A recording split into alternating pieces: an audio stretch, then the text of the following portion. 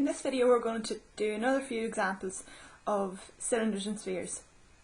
Question 11 from the book on page 255 is a question where we combine a cylinder and a hemisphere. So these are sort of combined questions. And then question 12 is another equal volume question. Before we begin, I'm just going to show you how to navigate the tables if you have a set of tables at home. So if you go to the very front of your tables,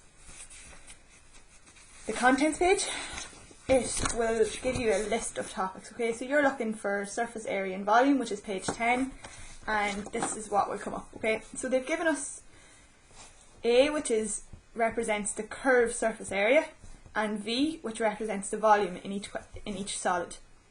Okay, it's important to note that they do only give you the surface area, and if you need to find the total surface area, you will need to find the curved surface, which is A, as well as the two bases, which in this case is two circular bases. So just bear that in mind when you're using the tables and formulas. So they do not give you the total surface area.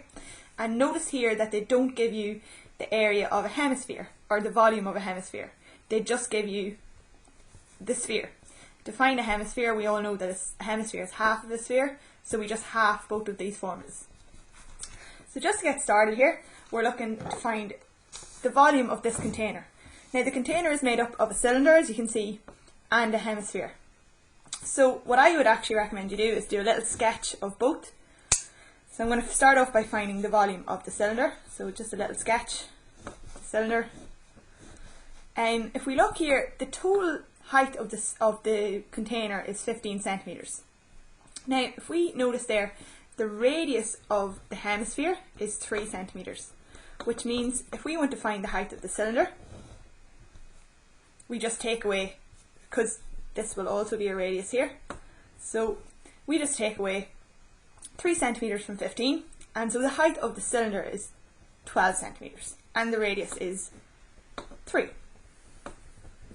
And the formula, so if we are looking for the volume of the cylinder here, it's pi r squared h, so we're going to write that in. So volume of the cylinder is pi r squared h. We know that pi is just going to be the pi button on our calculator. R is 3 and h is 12. And when we put that into the calculator, we want to give our answer to the nearest centimetre. Okay, so we go shift pi multiply by 3 squared multiply by 12.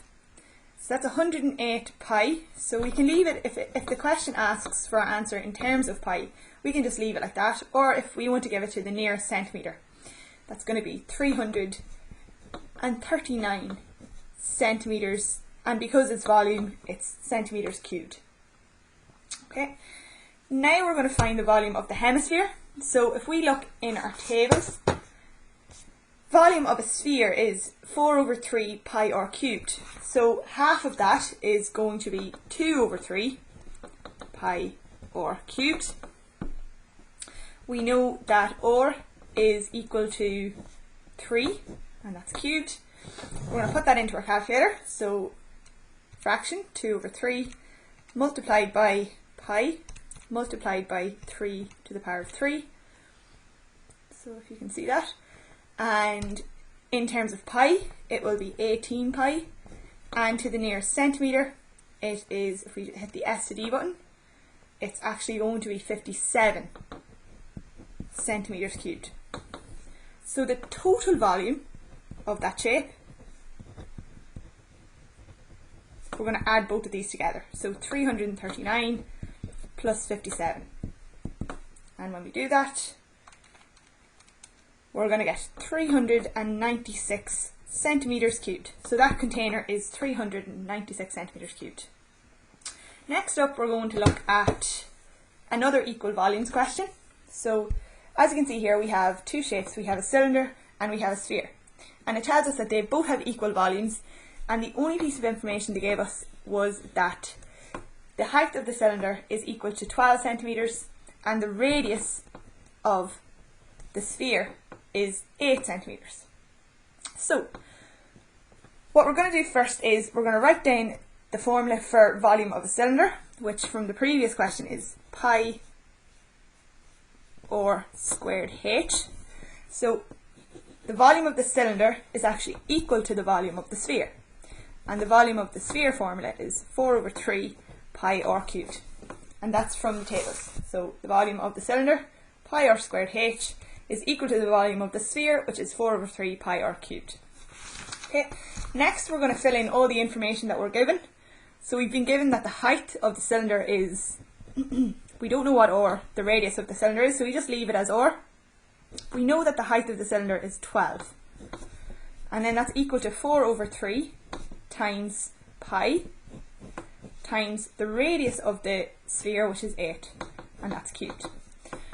At this point we can actually make the question a little bit easier for ourselves by dividing both sides by pi, and when we do that the pi's will cancel, so we're left with r squared, or we can even say 12r squared, equals 4 over 3 times 8 cubed is going to give us 2048 over 3. You can give it as a decimal if you like.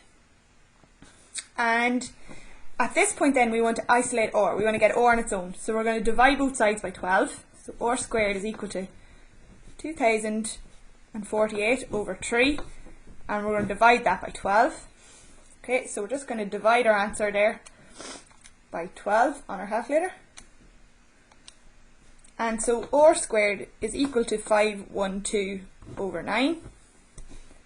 And then to finish off, we don't want r squared, we want r, so we get the square root of both sides. So to the nearest centimetre here, we get the square root of our answer. To the nearest centimetre is going to be 8 centimetres. Or if we want to give it to one decimal place, it's 7.5 centimetres. And it's not centimetres squared or centimetres cubed because it's a distance, it's the length of the radius. I would recommend that you leave it in fraction form and avoid rounding because it just makes your answer more accurate.